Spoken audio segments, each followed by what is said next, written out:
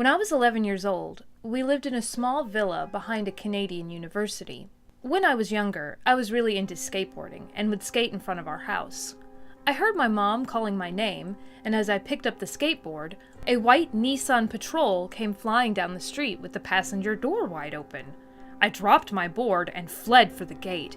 As I opened the metal gate, I felt a cold hand grab my neck and try to pull me.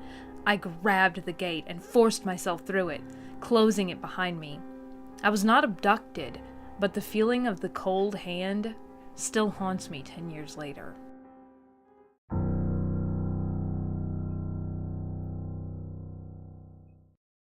I was 5, and my family lived in a really poor part of town.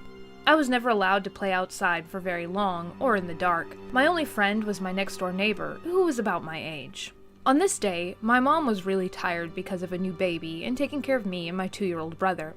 I begged to play outside with my neighbor, and finally my mom said yes, as long as we stayed in the yard where she could see me from the window. About 20 minutes later, a green beat-up Plymouth stops in the road in front of our house. A white man leans over and asks us, "Have you seen a dog?" My neighbor just stood in the yard, but I couldn't hear well, so I started walking toward the car.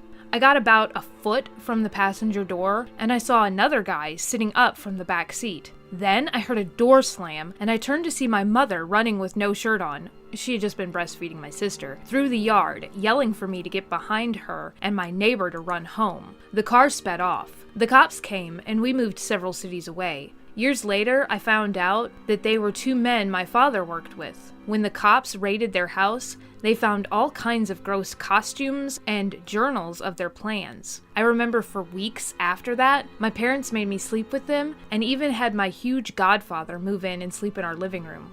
At the time, I was embarrassed. The whole neighborhood saw my mom's boobs flying, but now I'm pretty proud of her.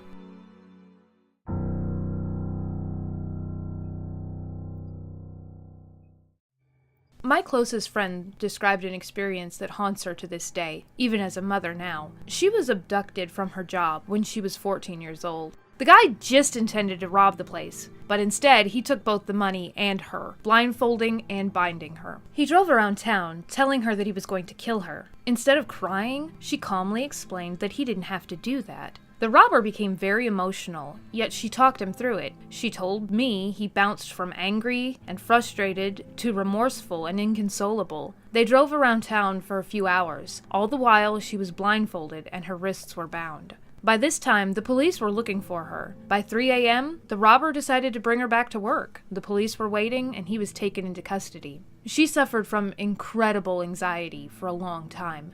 Being alone was almost impossible for her to do without breaking down and crying. Even in college, seeing someone walk in the crosswalk while she was waiting by a streetlight made her hyperventilate. It got bad when she had painkillers from her wisdom teeth being removed. If the stress was too much for her, she would just take a pill. She confessed this to her boyfriend, who flushed the pills down the toilet for her.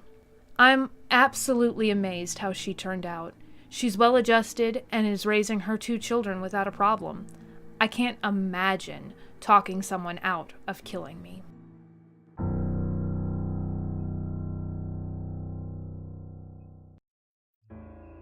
I was about 8 or 9 years old, walking from my best friend's house back to my home. A guy pulled up beside me wearing a police uniform. Seemed totally legit, but who knows. But he was driving a super shitty sedan, like one of those old Buick-like boat cars. He got really aggressive and assertive, saying, "Get in the car. You need to come with me right now. Your dad's at the hospital. He needs me to take you there. Your mom's been in an accident."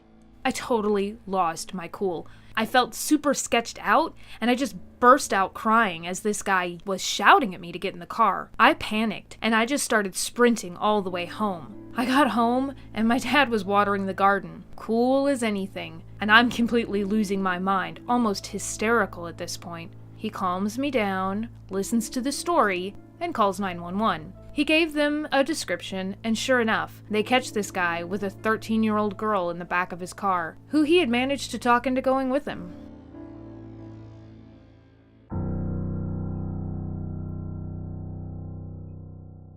This almost happened to my girlfriend, now wife, while she was walking home one evening and decided to take a shortcut through an alley. It was about 5 or 6 p.m., and it was getting dark fast. All of a sudden, a man approaches her from behind with a knife and guides her toward a white van with no windows in the back, where a second man was waiting. Once he slides the door open, she sees an opportunity and yells, "That's my purse! I don't know you!" And Tomahawk kicks him in the nuts. She runs non-stop for about 5 blocks and calls me gasping for air and screaming about what just happened. To make a long story short, they never found the perverts, and she now carries a compact 9mm.